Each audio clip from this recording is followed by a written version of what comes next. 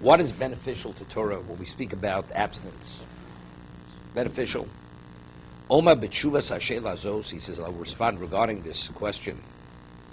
Ki aprishis noheges b'torasenu al shlosha ponim. The application of the abstinence regarding the Torah, it could be applied in one of three contexts. Echad mehem, boskenu in b'nei odom b'schabrusenu mimoim.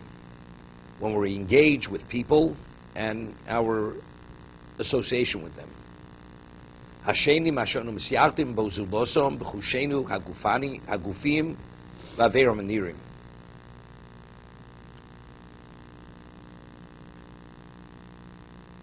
He says the second relates solely to regarding our physical senses and external limbs. Preachers. Okay, we'll talk about this. Hashlishi b'mashanu misyachtim b'matzpunenu midosenu. What has to do with our, he says, our inner selves, midosenu, our characteristics, machshavosenu, our what we think about, v'atzov min harayonim hatum v'aroim, what passes through our minds. V'nimvor kol zeh derech tzork v'yicholti b'ezras Hashem. Okay. You know, in life, the key to succeed in life is to be focused. Distraction is a problem. I'll give you an example.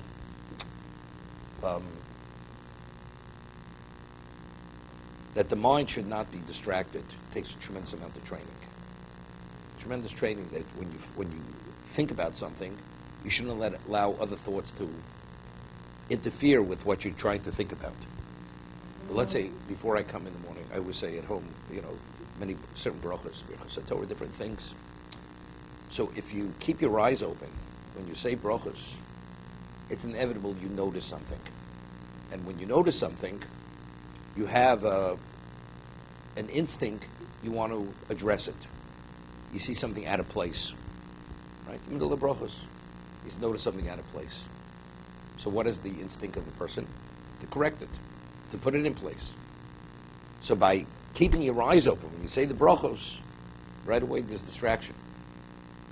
It's a distraction. So you have to, so you realize you're being distracted, so you have to like suppress that instinct to do what you want to do. But it's a problem. But if you would have said the brachos just like looking in the siddur or with your eyes closed, you would have never noticed things. So again, many things, or a person, let's say, reads certain material, kosher material, valid material, and it's not that he has to read it for his business.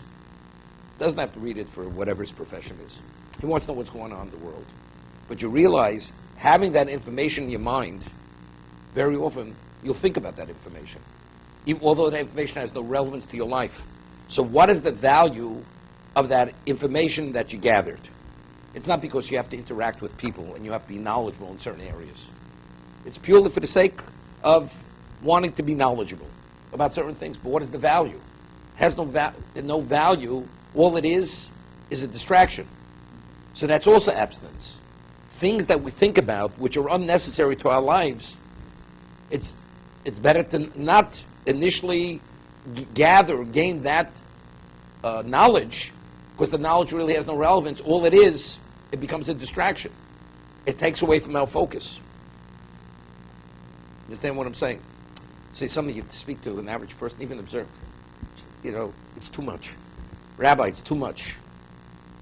You're right. It depends where you're at. But if a person understands the value of being focused and advancing in certain areas, and this becomes a problem, it's a problem. I always give an example. A person is a neurosurgeon.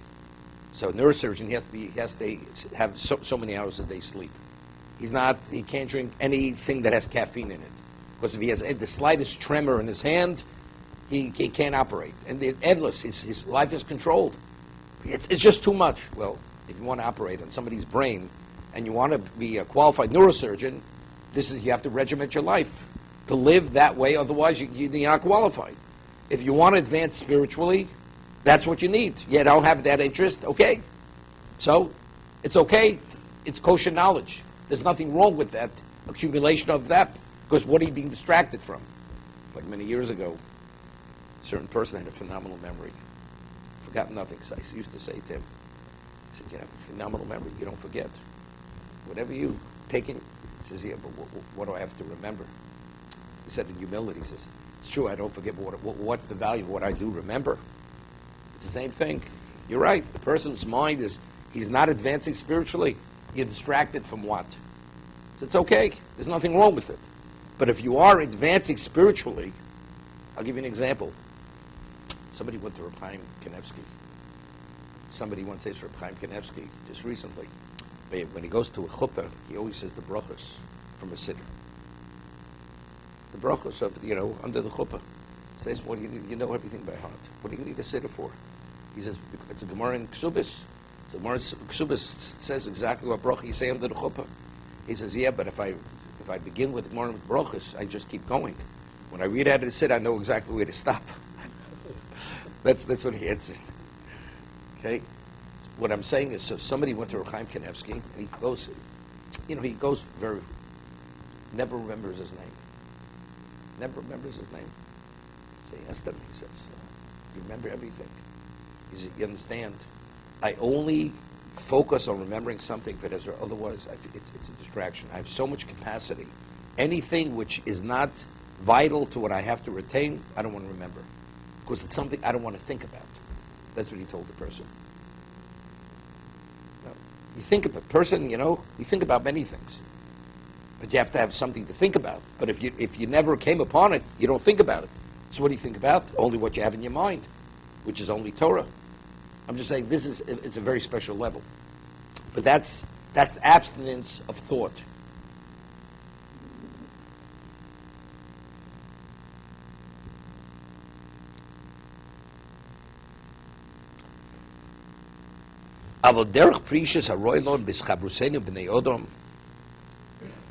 He says the approach of abstinence regarding our association with people, mehem hasboris ponim vaharos hasibcha pikiosom.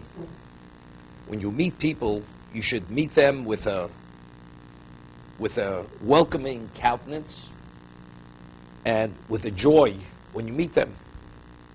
Imakniya vashiflus, with a degree of submission, v'shiflus, lowliness, v'loshen rako, and you speak gently, ruach nemucha l'chulam, and you speak with ruach nemucha, humble spirit.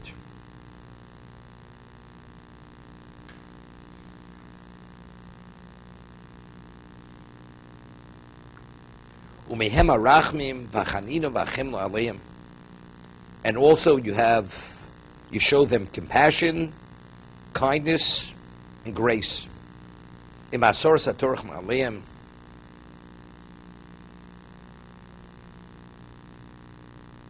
says, without burdening them. Remembering them for good. This is important. We speak of chesed shalemus because the person has no ulterior motive. When you do chesed with a person who passed on, many people, even when they meet you and they say something kind, there's always at a certain level an ulterior motive, because you never know when they'll be able to benefit from that person. A person who's totally removed from the material, a person who abstains, he's a nice, kind person, helpful, purely for being nice and kind. No ulterior motives.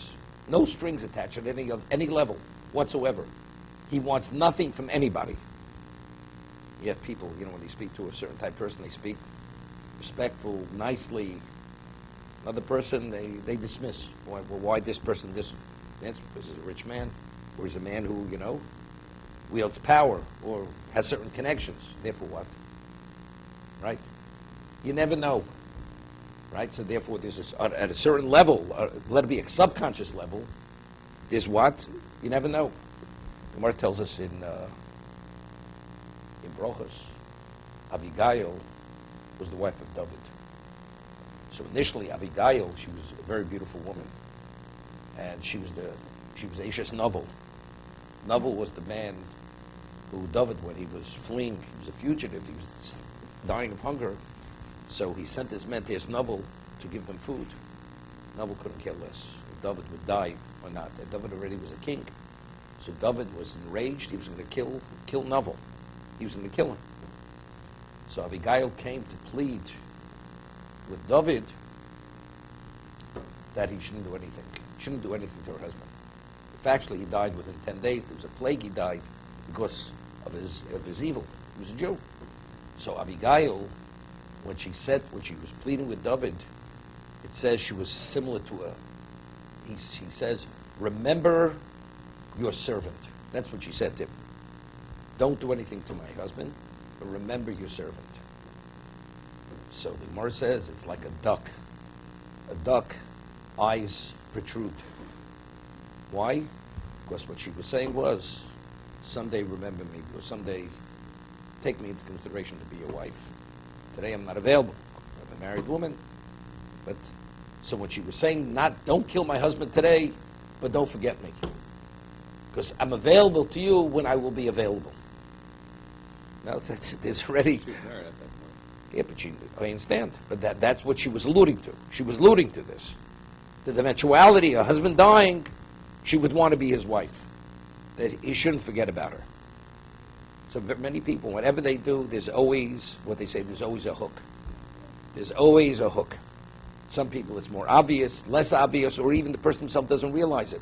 But what's really motivating the person on a subconscious level is this. No, not at all, not at all, not at all. It just says that's the nature of a woman very often. You know? Maybe that's to do with the insecurity of a woman. You know, women, years ago they made a study when the women's movement came out. That women, they want equality. In the workplace they want to achieve, to be the ultimate. But they had a statistic that when the woman achieves and she proves that she reaches the pinnacle of success, then she crashes. You understand? Then she crashes. A woman was created to be Ezek and Egdo. Her purpose is not to be out there to be the equivalent of the man. She's supposed to be the one to support the husband. She's, in her essence, she's a dependent being, the woman. That is the nature of a woman. It's like, you tell the person has faults, you point them out to him. He doesn't want to hear about it. And if you stop bringing it up, he gets angry, he gets upset. You say to a woman, every real woman's liver, she's always angry. Because she doesn't want to recognize, she wants to be something other than she is. I want to wear talis and tefillin, although I'm a woman. Okay, that's what's going on today, right? Well, you're not satisfied. Many years ago when I started to give classes, this is a question which Howard's wife asked me. The story goes back many years ago. So I used to give to women, I would teach Chumash. So his wife says to me, Rabbi, why don't we start studying Talmud? This story is almost 30 years ago. So I said to her that, I said, no. I said, after we've exhausted all your expressions of spirituality, and you need Talmud to satisfy you, then we'll talk about studying Talmud. And I said, but then you realize exactly what you have to study, what you don't have to study. That's what I said to her. Okay? To be continued. Good stuff. Did it register, Howard? Yes. Okay, bring it up to your wife. David, we know you're here. Okay, welcome. Where's Jay? He's coming, okay. He's coming to clean up.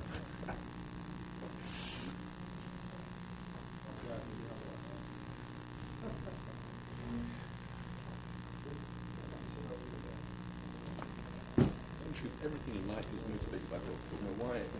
Why in religious perspective does the rabbi greet everybody to Shem Shalom?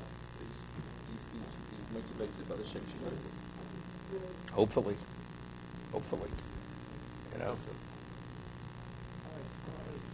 If the rabbi is secure. But he's only secure if he has Yerushalayim. But if he doesn't have sufficient Yiras Shamayim, which unfortunately many of them don't, then it's a problem. It's clear. He wants them to accept him, ingratiate himself to the people. It doesn't have to be a material gain. It can be just to be valued by the people. Right? That's why he accommodates them.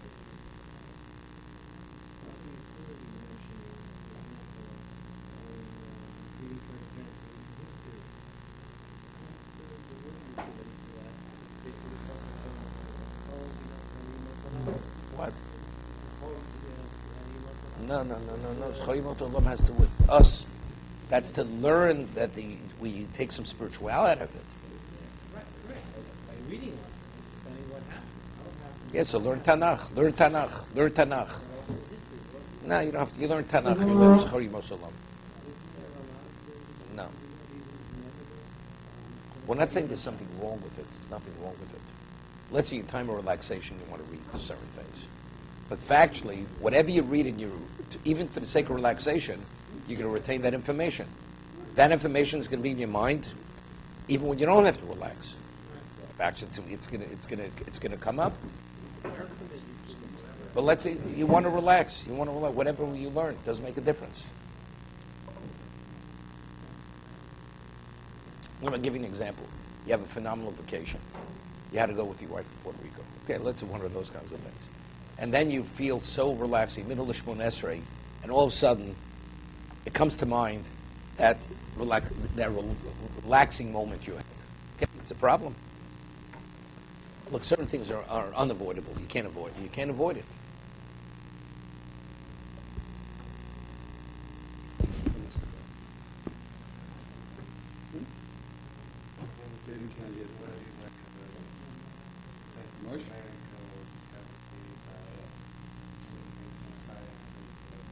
Whatever it is. I'm just saying, we're talking about a person who's holding by abstinence. We're not talking about there's anything wrong with it. But what is the value? What is the value of abstinence? He's trying to point out what the value of abstinence is. Apprecious. Harvey, Mr. Glick usually sits in your seat. Yeah, you're going to sit there? Okay. Because he usually sits there and you sit over there. That's where Mike sits. Yeah. Let Mr. Glick sit there.